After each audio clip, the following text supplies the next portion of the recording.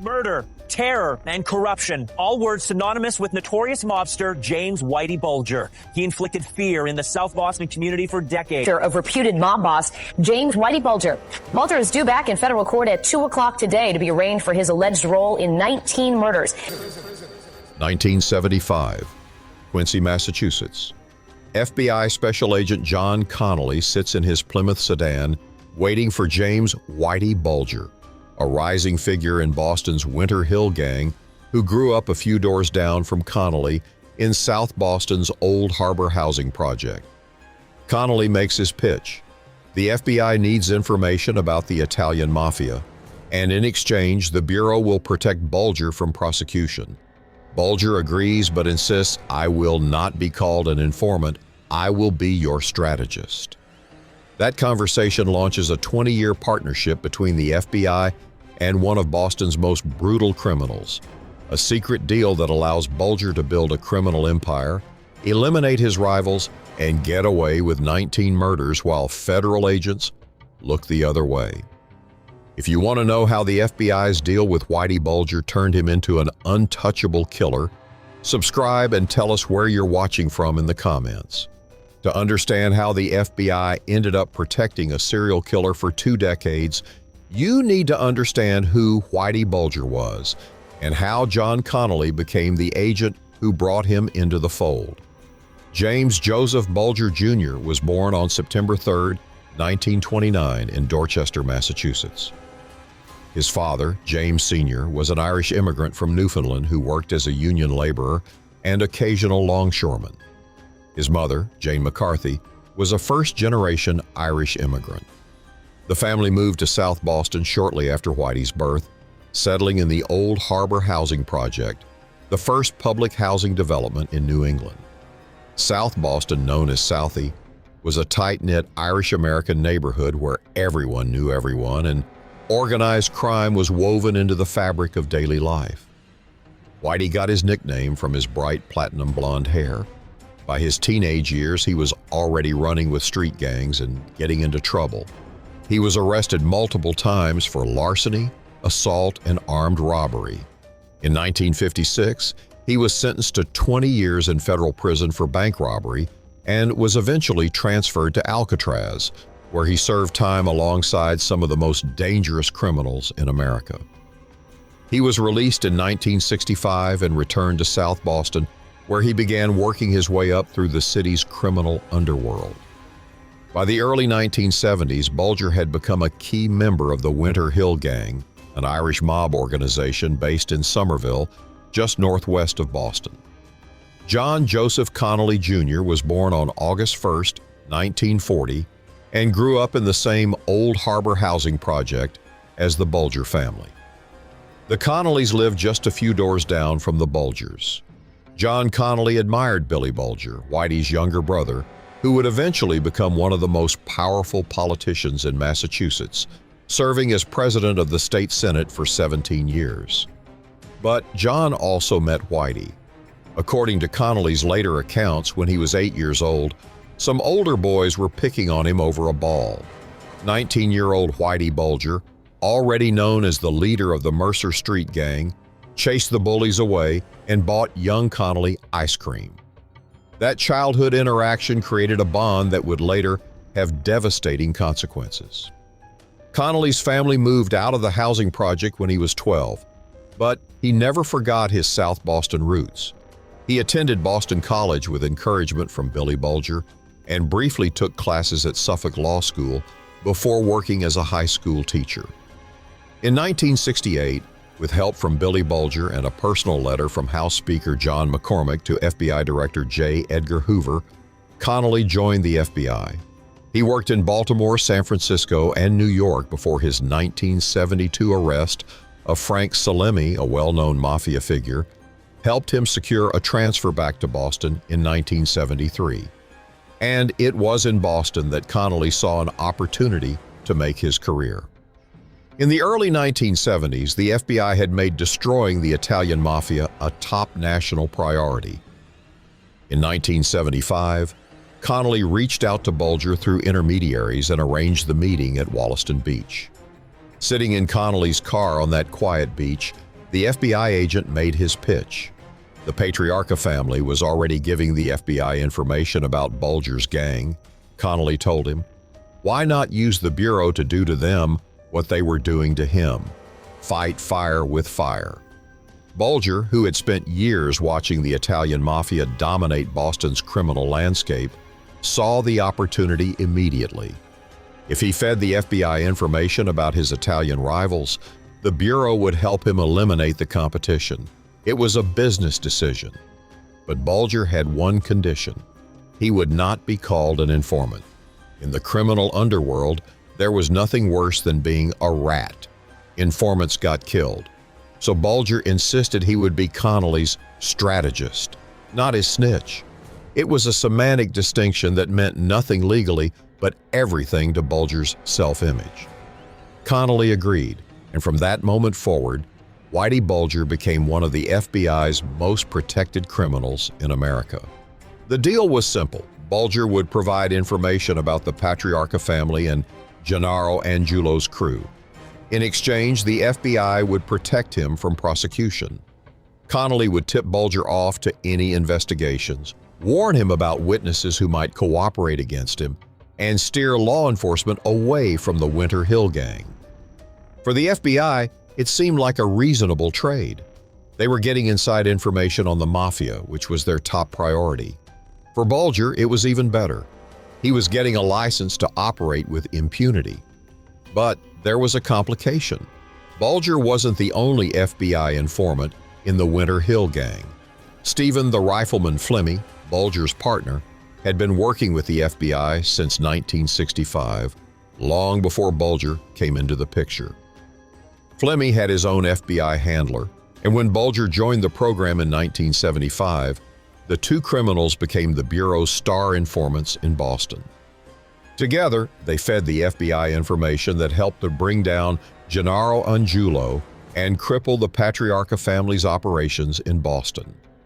The FBI arrested Angiulo in 1983, based largely on wiretap evidence and information provided by Bulger and Flemmy. It was a major victory for the Bureau, and John Connolly became a hero within the FBI for managing such valuable informants. But the cost of that success was staggering, because while Connolly was collecting commendations and promotions, Whitey Bulger was building a criminal empire and eliminating anyone who stood in his way. And the FBI was helping him do it. In 1975, Bulger and Flemmy were suspected of involvement in the disappearance of Francis Buddy Leonard, a friend of a rival gangster. Leonard vanished and was never found. That same year, Edward Connors witnessed another incident and was eliminated because Bulger's gang feared he would talk. Thomas King, a rival gangster, was shot in the back of the head and buried under the Neponset River Bridge. The bodies kept piling up, and the FBI looked the other way. In 1976, Richard Costucci, a nightclub owner, was eliminated because Bulger believed he was cooperating with law enforcement. Costucci was shot in the head and stuffed in a sleeping bag in the back of his car. In 1981, Bulger and his crew orchestrated the elimination of Roger Wheeler, the owner of World Jai-Alai, because they were skimming money from his business and feared he was about to expose them. Wheeler was shot between the eyes in the parking lot of a Tulsa, Oklahoma country club. John Martirano, a hitman who worked for Bulger, later testified that he pulled the trigger on that hit. But it was what happened in 1982 that truly exposed how corrupt the FBI's relationship with Bulger had become. Edward Brian Halloran, a South Boston cocaine dealer known as Balloon Head because of his unusually large head, approached the FBI with information about Bulger and Flemmy. Halloran told federal agents that he had witnessed Bulger and Flemmy commit murder. He wanted to cooperate in exchange for witness protection for himself and his family. It should have been the break the FBI needed to finally arrest Bulger. Instead, John Connolly told Bulger exactly what Halloran was saying. On May 11, 1982, Bulger learned from an associate that Halloran was having drinks at a bar on Northern Avenue. Bulger's lieutenant, Kevin Weeks, staked out Anthony's Pier 4 restaurant where Halloran was dining. When Halloran left the restaurant, a neighbor named Michael Donahue offered him a ride home. Donahue was a truck driver with no connection to organized crime. He was just being neighborly. As Donahue's blue Datsun pulled out of the parking lot, Weeks radioed Bulger using the code phrase, "The balloon is in the air." Bulger, wearing a wig and fake mustache, pulled up alongside the Datsun in a souped-up 1975 Chevrolet Malibu. He was carrying a .30 caliber carbine. An accomplice had a silenced MAC-10 submachine gun. They opened fire. Halloran was hit multiple times and collapsed in the street. But he was still alive, trying to crawl away. Bulger kept shooting. Kevin Weeks later testified that Halloran's body was bouncing off the ground from the impact of the bullets. Michael Donahue was hit and passed away instantly. An innocent man, eliminated because he gave the wrong person a ride. The FBI knew exactly what had happened. John Connolly had leaked Halloran's cooperation to Bulger, and now 2 people were gone, including a completely innocent truck driver. The families of Halloran and Donahue would later file a civil lawsuit against the U.S. government, alleging that Connolly's tip had led directly to their deaths. They were awarded millions of dollars in damages, though the verdict was later overturned on a technicality. But the message was clear. The FBI's protection of Whitey Bulger had turned lethal, and Connolly wasn't working alone. His supervisor, John Morris, was also deeply compromised. Morris had been assigned to oversee the organized crime squad in Boston in December 1977. Instead of reining in Connolly's increasingly corrupt relationship with Bulger and Flemmi, Morris became part of it. He accepted bribes. He took cash payments. According to later testimony, Bulger and Flemmi paid Morris and Connolly $235,000 between 1981 and 1990. In 1990, John Connolly retired from the FBI after 22 years of service. He'd received commendations from every FBI director from J. Edgar Hoover forward. He was celebrated as one of the Bureau's most successful agents, and he'd helped one of Boston's most prolific killers avoid justice for 15 years. In December 1994, everything fell apart. A federal task force was finally preparing to indict Bulger and Flemmi on racketeering and extortion charges. But before they could make the arrest, John Connolly, who'd retired 4 years earlier, but still had connections inside the Bureau, tipped Bulger off. On December 23, 1994, Bulger disappeared. He went on the run with his longtime girlfriend, Catherine Grieg. Flemmi stayed behind and was arrested, but Bulger vanished. For the next 16 years, Whitey Bulger was one of the FBI's 10 most wanted fugitives. His face appeared on wanted posters next to Osama bin Laden. The Bureau offered a $2 million reward for information leading to his capture, and the FBI, embarrassed by the revelation that they'd protected a serial killer for 2 decades, claimed they were doing everything possible to find him. But many people in Boston didn't believe it. They suspected the FBI wasn't trying very hard to catch someone who knew too many of their secrets. The truth about the FBI's relationship with Bulger began to emerge in the late 1990s. Journalists and prosecutors started piecing together the extent of the corruption. In 1999, John Connolly was indicted on federal charges of racketeering, obstruction of justice, and lying to FBI agents.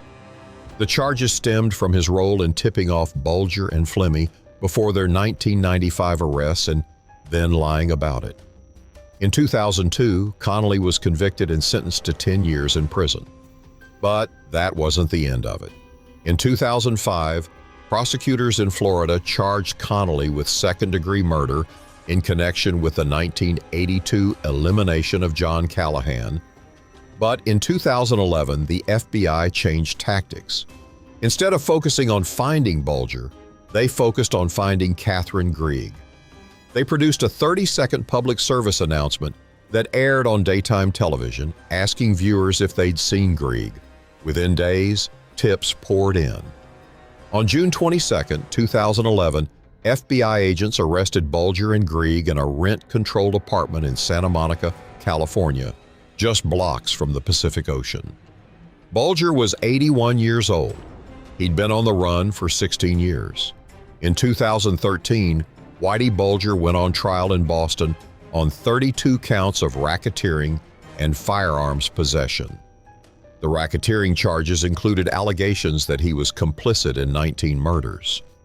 The trial lasted 2 months and featured testimony from 72 witnesses, including John Martirano, who admitted to 20 murders on Bulger's behalf, Stephen Flemmi, who described watching Bulger strangle women, and Kevin Weeks, who detailed Bulger's brutal elimination of Brian Halloran and Michael Donahue.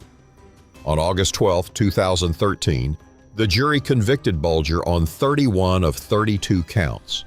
They found him guilty of participating in 11 murders, acquitted him of 7, and couldn't reach a verdict on 1.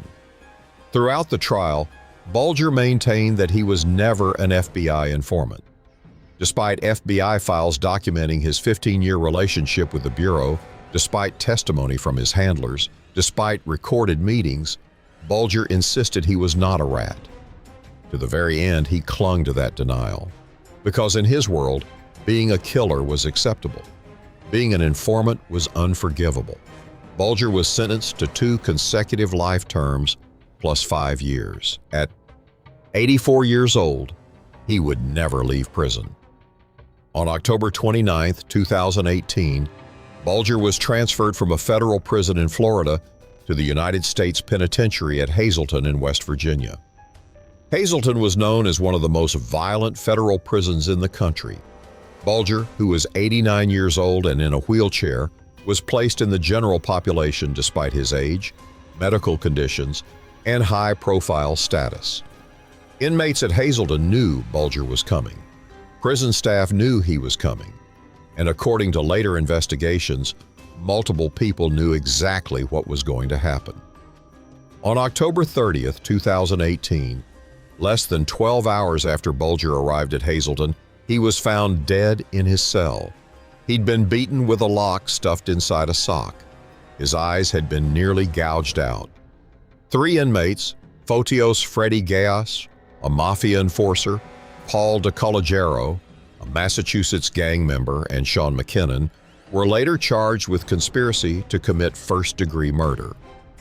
Prosecutors said Gayas and DeCollegiero spent about 7 minutes in Bulger's cell, beating him while McKinnon served as lookout.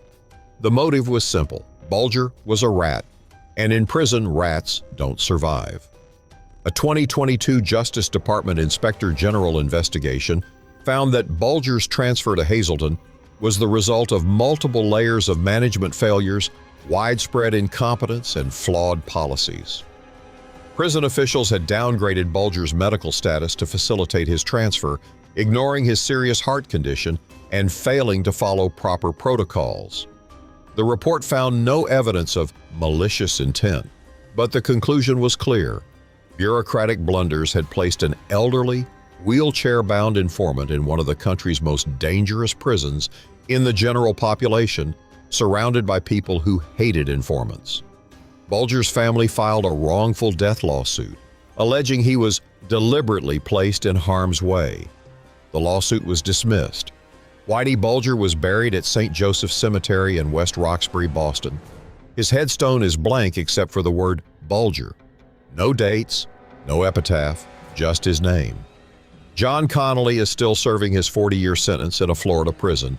He's in his 80s now and will likely die behind bars. John Morris, Connolly's supervisor who accepted bribes and helped protect Bulger, was granted immunity in exchange for his testimony against Bulger and Connolly. He never served prison time. John Connolly and John Morris convinced themselves that they were doing the right thing. They were destroying the Angulo crew and crippling the Patriarca family. They were fulfilling the FBI's top priority. And yes, they succeeded. Gennaro Angulo was convicted and sent to prison. The Patriarca family's power in Boston was broken. But the cost was 19 murders, countless victims, and a 2-decade reign of terror by a man who should have been in prison himself. The deal John Connolly made with Whitey Bulger on Wollaston Beach in 1975 turned a rising gangster into an untouchable killer. It gave Bulger the protection of the federal government to eliminate his rivals, build a criminal empire, and operate with complete impunity. It corrupted FBI agents, destroyed families, and left a trail of bodies across Boston. And it proved that sometimes the people we trust to enforce the law can become just as dangerous as the criminals they're supposed to catch. Whitey Bulger spent 16 years as a fugitive, 7 years in prison, and died at 89 in a prison cell, beaten by the same kind of violence he'd inflicted on others for decades. The FBI's secret deal gave him 20 years of freedom he never should have had, and the people who paid the price were the 19 victims who never got justice until it was far too late.